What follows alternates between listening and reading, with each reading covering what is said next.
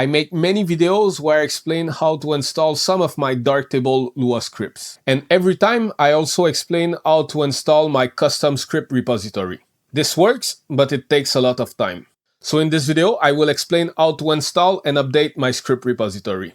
Then I can refer to this video in the future. So if that sounds good for you, let's go. With Darktable 5.6, the Lua script are bundled with the Darktable release. So you can see at the bottom left corner, we have the script module. But if we want to install a third-party script repository like mine, we need to install Git. Git is the tool we will use to download and update the repository. So to download it, you can go on the Git website. The link will be in the video description. On Windows, you can download the standalone installer.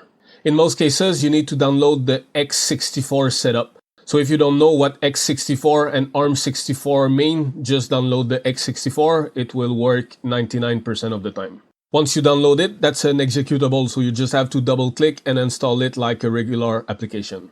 On macOS, you can install it using Homebrew, so you just have to copy this command and run it in your terminal. You can also install it using MacPort or Xcode. So I have no idea what that means, so I'm not a Mac user. So I will let you decide what works best for you. On Linux, you can install it from your package manager. Again, you just have to copy the command for your distribution and run it in your terminal. On some distribution, you will have a software center, so if you prefer, you can download it from there. Right now, we are inside a Linux Mint virtual machine because that's the best operating system, and we will install it old school in the terminal. And that's it, Git is installed. At this point, you can go to the video description and copy the link to my Darktable script repository. So the link will look like something like this. You just have to copy it. Once copied, you need to open Darktable. Right now in my virtual machine, Darktable was already open. So if that's the case for you, you need to close it and restart it again. Otherwise, it won't recognize Git and it won't be able to download the repository. Once there, you click on Script. In some cases, you may be on the Start and Stop Script menu, so make sure you go to Action, and under Action, you select Install Update Script. From there, you can paste the URL of my Darktable script repository, and then you need to give a name to the folder you will create. So for this example, I will name it Custom. What this will do is that it will clone my Git repository and it will place it in a folder named Custom in the Darktable configuration folder. So once everything looks fine to you, you click on Install and you will see the small pop-up there showing the script was installed successfully. Now at this stage, I like to restart Darktable again. If you don't see my scripts there, go to Action and select Start Stop Script. Then under folder, make sure the custom folder is selected or whatever name you gave to that folder. And then that's it. You have all of my script there. So you can click there if you want to enable and disable them.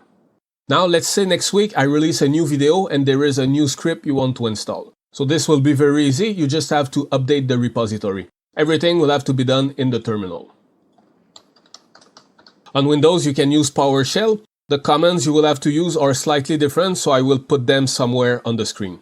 But on Linux and macOS, you just have to go to the Darktable configuration folder. So you do cd for change directory, then you do home.config darktable Lua, and then we install it under the custom. So if you didn't name the folder custom, you need to put the name, the right name there. That's it. We are in the folder. You can type pwd to confirm you are in the right folder. On Windows, you will also use the cd command, but instead of $home.config, the folder path will be slightly different. So it will be like a local app data or something like that. Again, I will put it on the screen so you can easily copy it. Then from there, the command is exactly the same regardless you are using Linux, macOS, or Windows. So you just have to do git pull --ff only.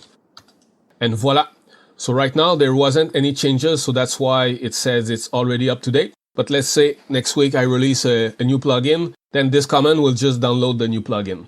Once the new plugin is downloaded, remember you need to restart Darktable. When you restart Darktable, it will read the folder again and the new plugin should show up right there. So that's it for this one. See you next time.